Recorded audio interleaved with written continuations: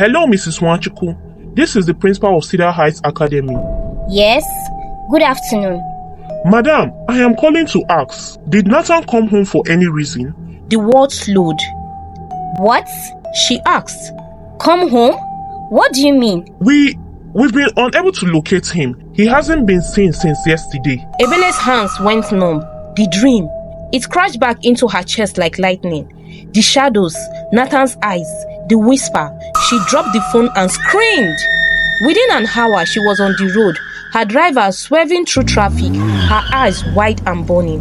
When she reached Cedar Heights, she didn't wait for security clearance. She stormed the school compound like a hurricane, straight to the principal's office. Where is my son? The sun rose slowly over the tiled rooftops of Erumo Estates in the quiet town of Orile Owu, painting the earth in golden softness. Roosters crowd in a scattered chorus as the town yawned to life. In one corner of the estate, behind brown iron gates trimmed with silver, the Nwachukwu household stirred like a symphony. There was no noise, just harmony. In that house lived a boy whose life would soon ignite a fire no one could extinguish. His name was Nathan Nwachukwu. He was 10 years old, with skin the shade of polished mahogany, eyes as sharp as dawn, and a presence that made even adults pause. Natan carried his soul like a mirror, clear, upright, and still. He was the first son of Mrs. Ebele Nwachukwu, a powerful businesswoman who dominated the regional food distribution trade, and Mr. Benjamin Nwachukwu, a senior engineer working with an oil firm overseas. Though wealthy, the Nwachukwu home was built on discipline, God-fearing values, and emotional closeness. Natan and his younger brother Tega were raised not just with love, but with purpose. Their father was rarely home, posted far away in Canada, but he made up for his absence with weekly video calls and monthly transfers. Their mother, however, was the heart of the house. Ebele was fierce and kind, with a voice that could calm storms or command armies. She raised her boys like saplings, shielded but shaped. Natan was different from other boys. He spoke less, observed more, and carried himself with quiet honor. He would rise before the sun to pray. He helped the housekeeper without being asked.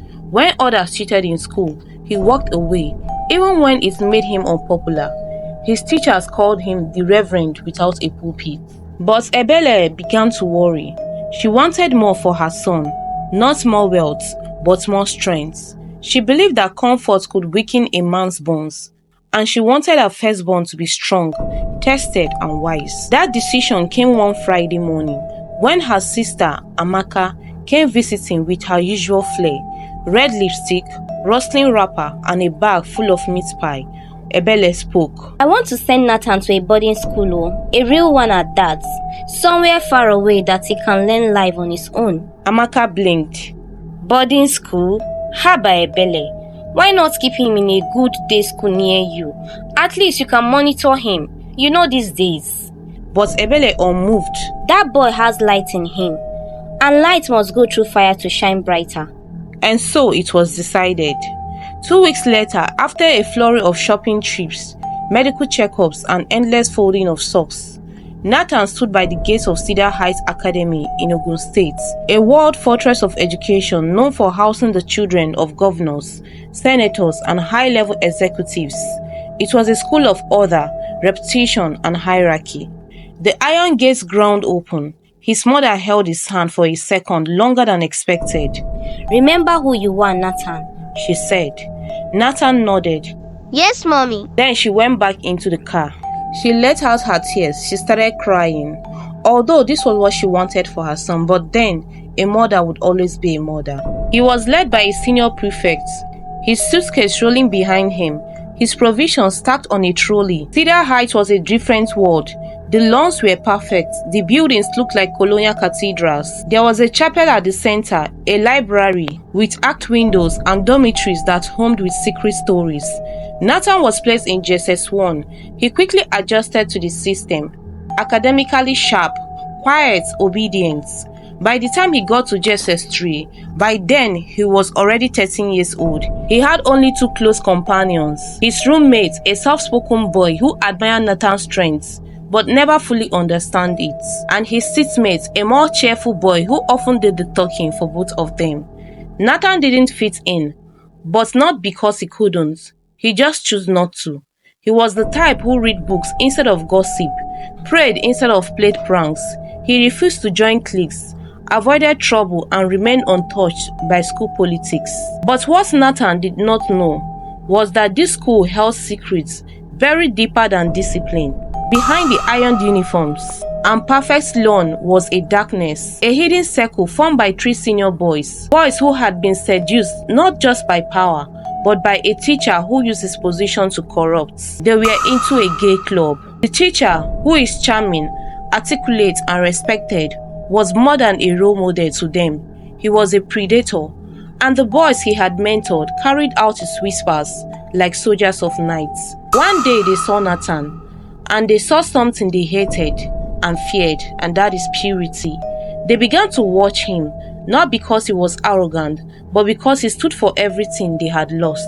The teacher noticed it too. He warned them, That boy will either join us or expose us. The stage was set, and the fire was coming. Cedar Heights was a school that looked like heaven, but quietly swallowed boys whole.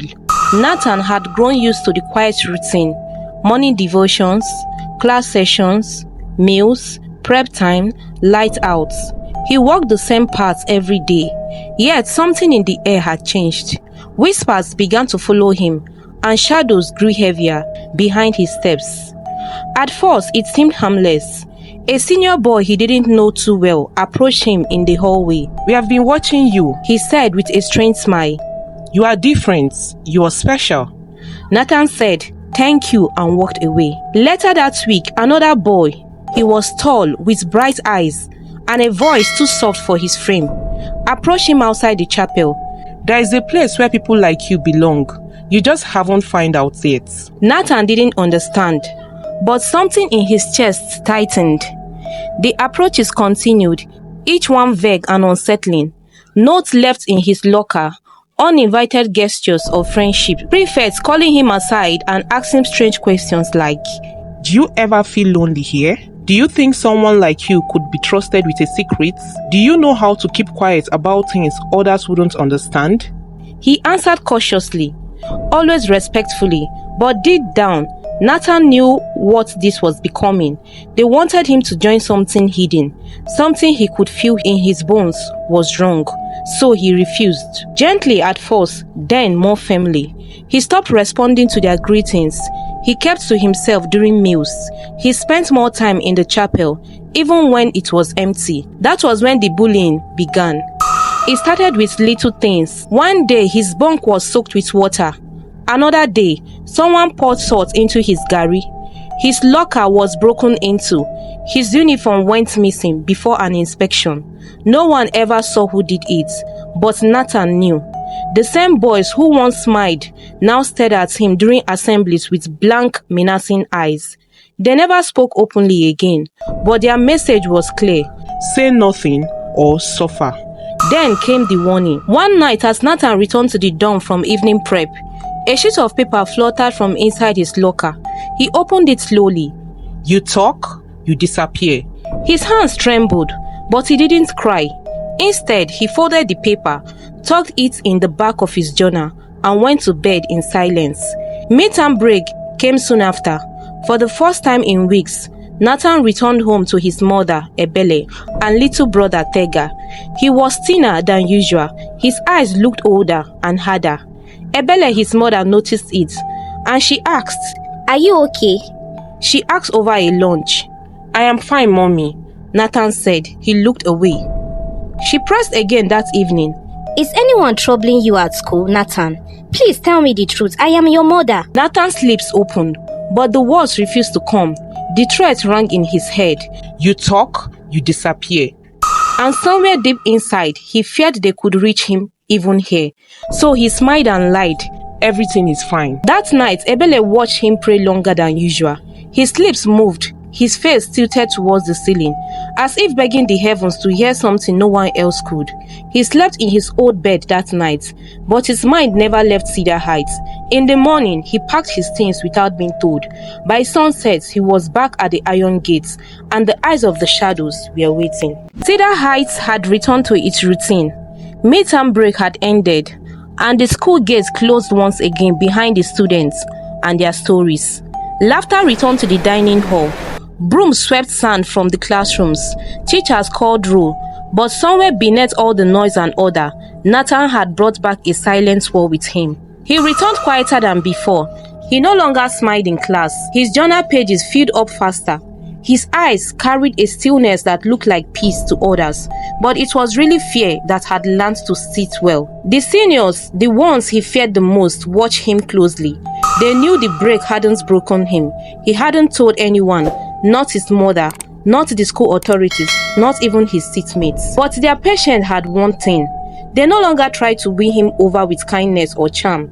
Instead, they plotted. That week, in a shadowed corner near the back of the chemistry lab, they met with Mr. Sylvester, the teacher who had created the very darkness they served. The boy is still resisting, one of them whispered. He won't even speak up, master.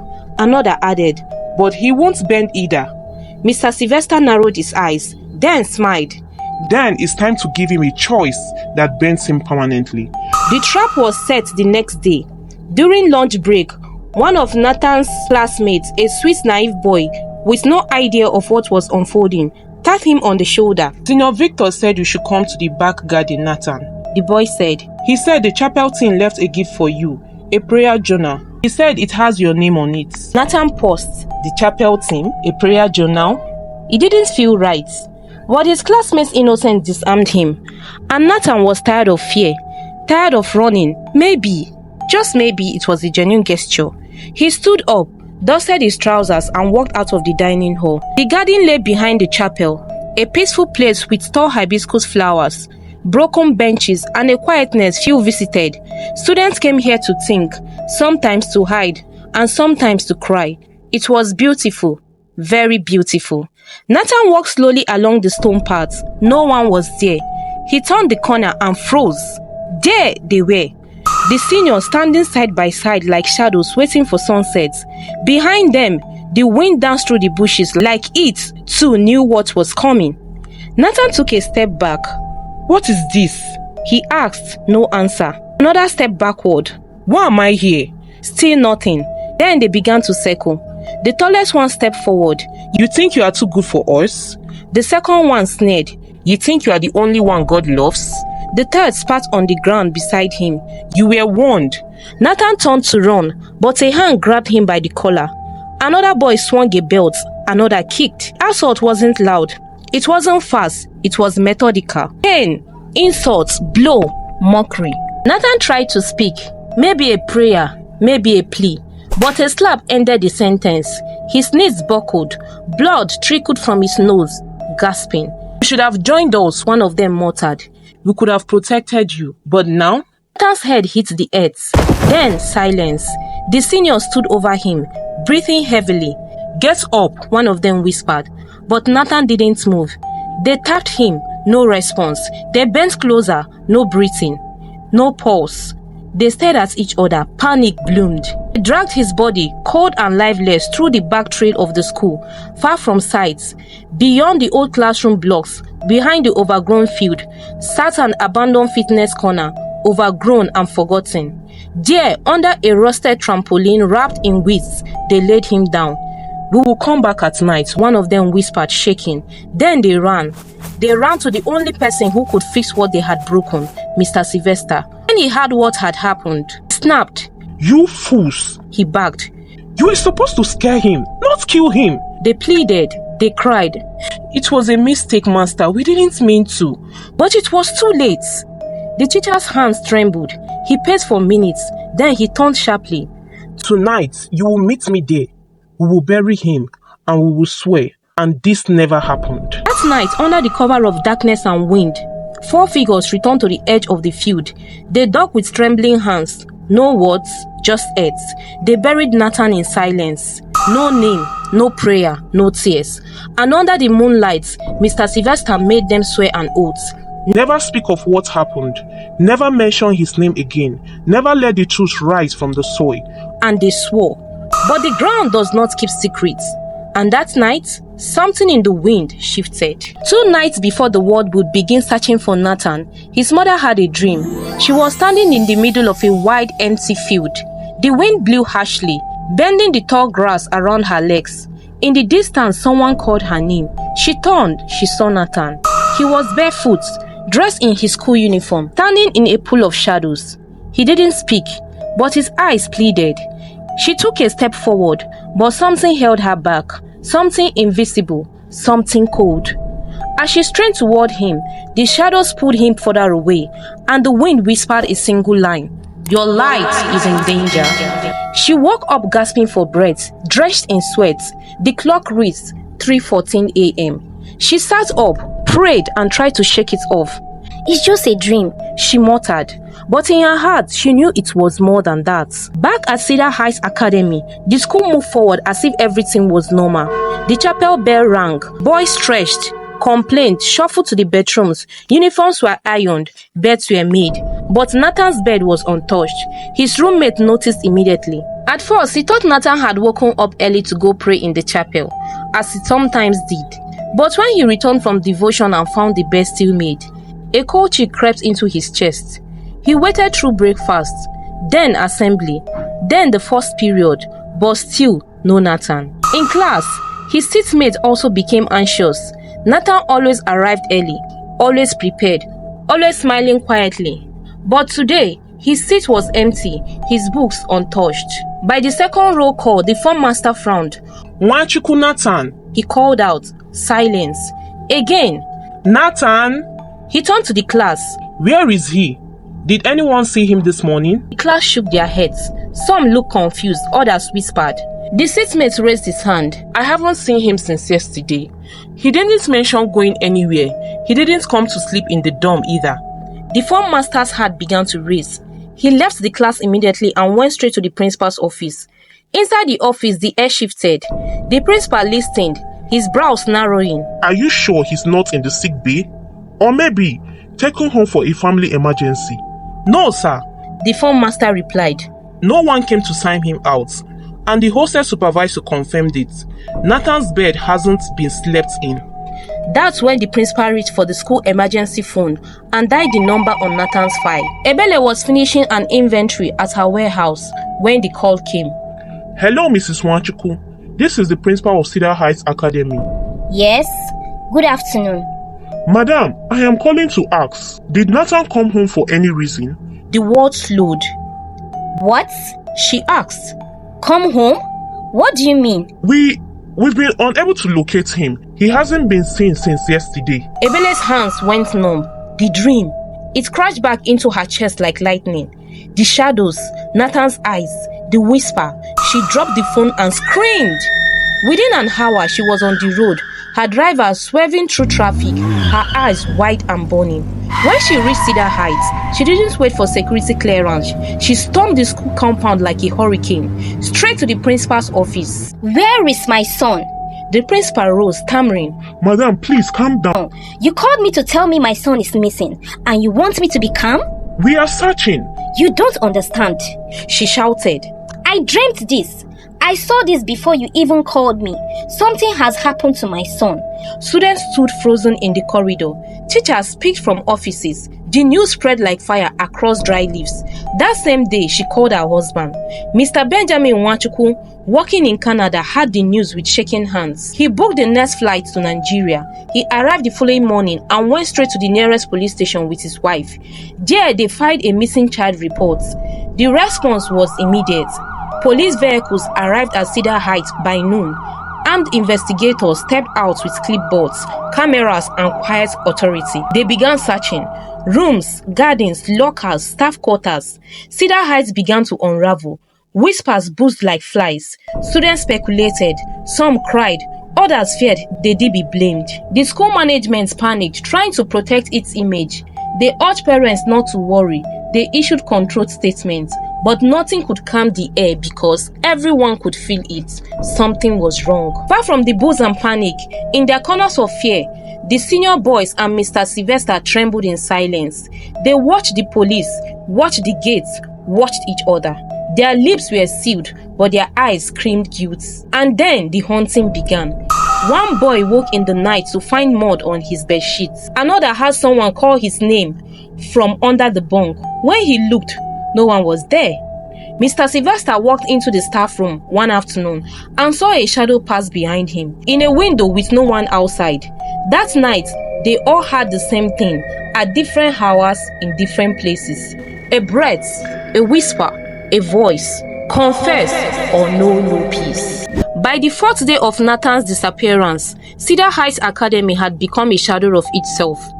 Gone were the polished shoes and perfect lines. The boys walked in murmurs, eyes darting. Teachers whispered behind closed doors. The air was tense, as if the school itself held its breath, waiting for something to crack. The police had searched every inch of the campus. They found nothing. No body, no blood, no trace. And yes, everyone knew something had happened. But no one could say it. Meanwhile, in dormitory B, room 12, one of the senior boys, the one with the loudest voice and the proudest smile, woke up screaming. The room was silent. His roommates stared at him. He was soaked in sweat, eyes wide open, whispering Nathan's name. Later that same day, while sitting in the back row during geography, he saw a figure in the window. The classroom was on the third floor, but there it was, Natan just standing, staring at him through the glass. When he blinked, the figure was gone. The second senior stopped eating altogether. He complained of nightmares, woke up gasping, claiming his bed was shaking. He asked to sleep in the staff quarters, but no teacher allowed it. In class, he heard his name being called in Nathan's voice, from his locker, from under the table, from the dark corners of the science lab. No one else heard it. He began to tremble even in daylight.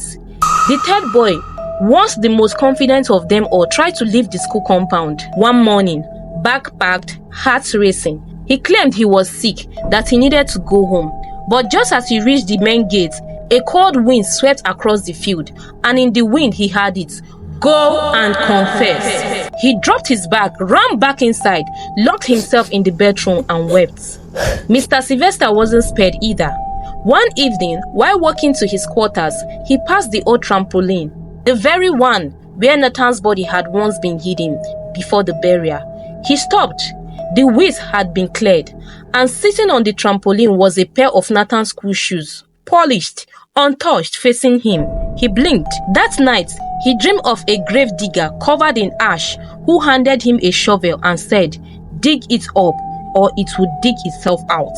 He woke up screaming. By the end of the week, they were all unraveling. They no longer spoke to each other. They no longer slept peacefully. They avoided the garden, avoided their dorms, avoided their reflections. Nathan's name was never mentioned, but his presence was everywhere. The school began to notice. Some boys claimed they saw footprints with no one walking. Others said they heard soft prayers at night coming from empty corridors. And one day during lunch, a bowl of food in the dining hall slid off the table and shattered without being touched. Finally, the first senior boy broke. It happened during morning assembly. As the anthem finished and the principal stepped forward to address the students, the boy began to tremble. He came forward. He fell to his knees. I am sorry, He shouted. please forgive me. The whole assembly froze. The principal turned. What are you talking about? The boy wept uncontrollably. Nathan, we didn't mean to. It was an accident, sir. We didn't mean to kill him. Silence. Every heart stopped.